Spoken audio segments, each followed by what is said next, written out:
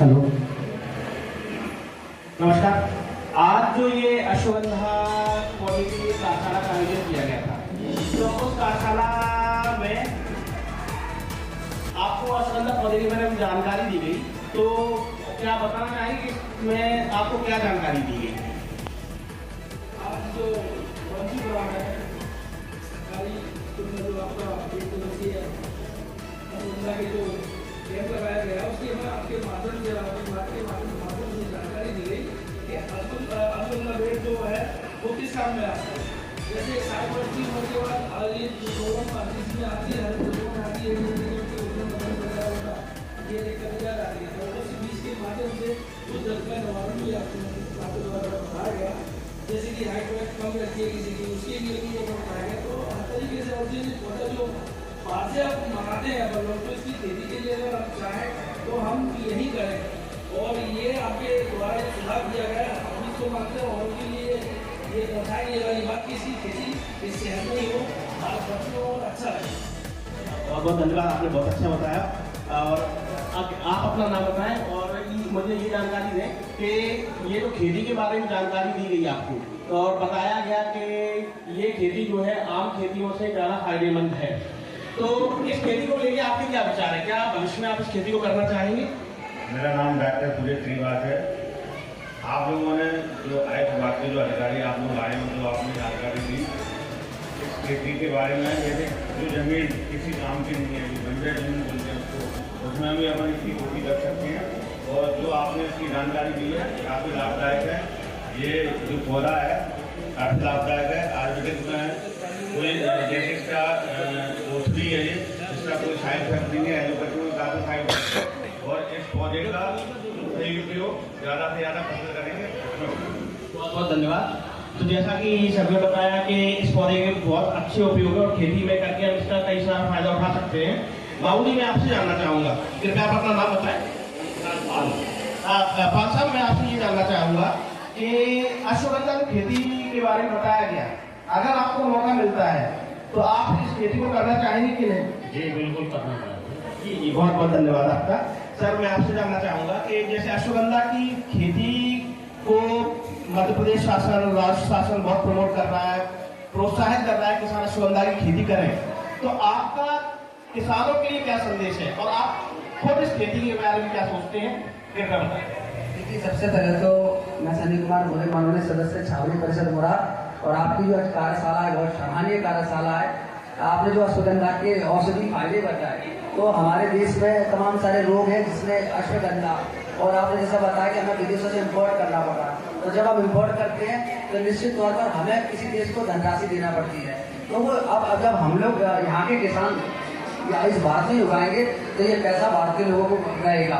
और दूसरा, हम जिन औषधियों में काम आता है, जो लोग इसकी बड़ी दवाई लेते हैं तो वो भी थोड़ी सस्ती रहेगी। जब भारत में बनेगा तो दवाइयाँ अपने आप सस्ती रहेगी, तो ये इसका एक अच्छा फायदा।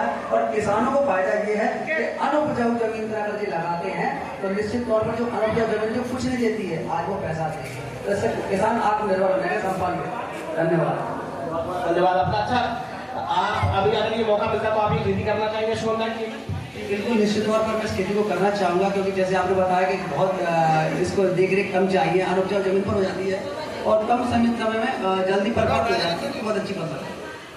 बहुत बहुत धन्यवाद। और मैं आपसे बस एक आखिरी सवाल कहना चाहूँगा कि अपने क्षेत्र के किसान भाइयों के लिए आप एक संदेश दे दें, किसान भाइयों को क्या करना चाहिए? मैं अपने क्षेत्र के किसान भाइयों को ये संदेश देना चाहूँगा कि अगर इस खेती को करते हैं तो कम समय में अति कम लागत लग के अच्छा बेनिफिट है। इसका जो बीज भी है वो काफ़ी किफायती तौर पर जाता है। इसका जो बना के भी अगर बेचा जाएंगे तो भी काफ़ी किफायती होगा। मैं किसानों को संदेश देना चाहूँगा कि इस खेती को ज़्यादा से ज़्यादा करें और तक इस संदेश को पहुँचाएं। आप सभी का इस कार्यशाला में पधारने के लिए बहुत बहुत धन्यवाद। हो गई। राष्ट्रीय पादप बोर्ड, भारत सरकार और मध्य प्रदेश पादप बोर्ड की ओर से ये एक दिवसीय अश्वगंधा पौधे का कार्यशाला का आयोजन किया जा रहा है।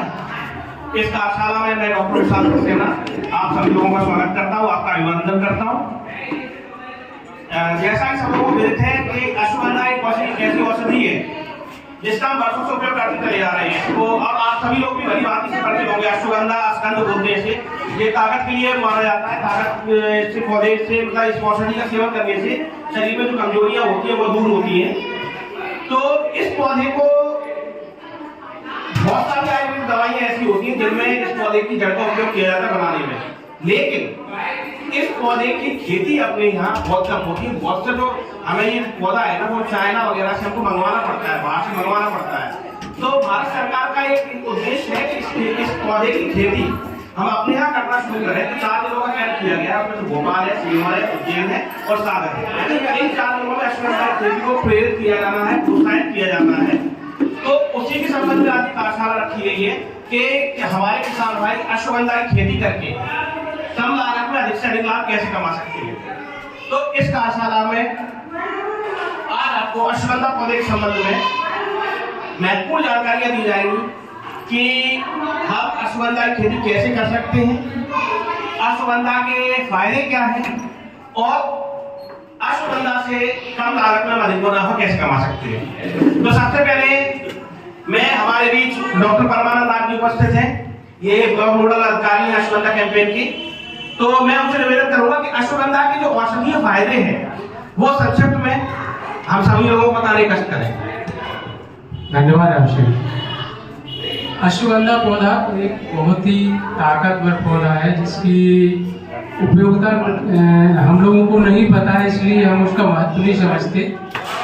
अश्वगंधा की जड़ का उपयोग किया जाता है, इसका चूर्ण बनाते हैं और चूर्ण बना के हम सेवन करते हैं। जो बच्चे कमजोर हैं, जिन बच्चों की ग्रोथ नहीं होती है, हाइट नहीं बढ़ती है, उसमें इसका विशेष उपयोग किया जाता है। जैसे उम्र ज़्यादा होने के कारण 60 साल में कमजोरी बहुत आ जाती है, हाथ पैरों में दर्द होता है, जॉइंट पेन होता है, तो इसमें बाथरूमों में भी इसका बहुत अच्छा काम है। बॉडी में कहीं स्वेलिंग है, इन्फेक्शन है, उसमें भी ये बहुत अच्छा काम करता है।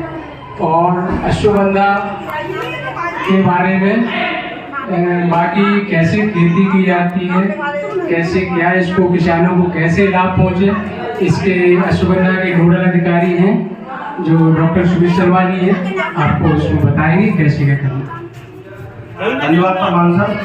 तो जैसा कि अभी सर ने बताया कि ये औषधि बहुत ही लाभदायक है, गुणकारी है, बहुत सारे इसके फायदे हैं। तो इसकी खेती में हमें क्या लाभ है, कैसे खेती कर सकते हैं और अपने क्षेत्र में ये खेती के लिए कैसे अनुकूल है, इसकी खेती अपने क्षेत्र में कैसे अच्छे से की जा सकती है, इसकी जानकारी के लिए मैं डॉक्टर सुमित शर्मा जी जो जिले का काम देख रहे हैं उनको आमंत्रित करता हूँ, वो आप सब लोगों को इसकी जानकारी देंगे। डॉक्टर सुमित शर्मा जी। 1 दिवसीय कृषक कार्यशाला में पधारे सभी किसानों को बहुत बहुत धन्यवाद।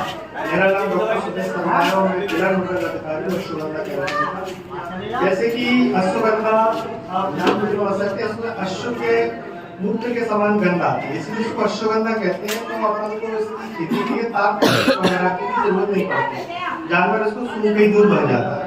लेकिन इसकी खेती का जो समय है, इसकी खेती का जो समय होता है सितंबर लास्ट वीक से चालू होता है और अपना 140 से 150 दिन मतलब मार्च अप्रैल लास्ट तक इसकी फसल पक के तैयार हो जाती है। इसके लिए अपने को काली मिट्टी, दोमट मिट्टी, बलुआ, किसी भी मिट्टी में जो होता है, खासकर जिस खेत में आलू हो सकता है उस खेत में अपन इस अश्वगंधा को कर सकते हैं।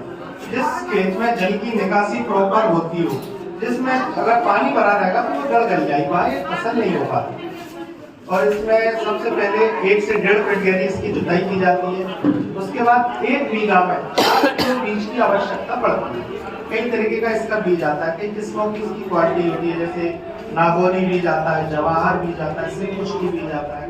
तो 1 बीघा में 4 किलो बीज डलता है और जो क्यारी बनाई जाती है जिस तरीके से अपनी मिर्च के लिए, तो उसकी क्यारी बनाकर अपन हाथ से बीज का छिड़काव कर देते हैं। अब जो अपन ने बीज का, जिस दिन अपन बीज का छिड़काव करते हैं उस दिन से लेके 10 दिन में ये पौधा अंकुरित हो जाता है। उस 10 दिन तक लगातार इसमें पानी देना है। उसके बाद 15 दिन के अंदर से इसमें 4 पानी और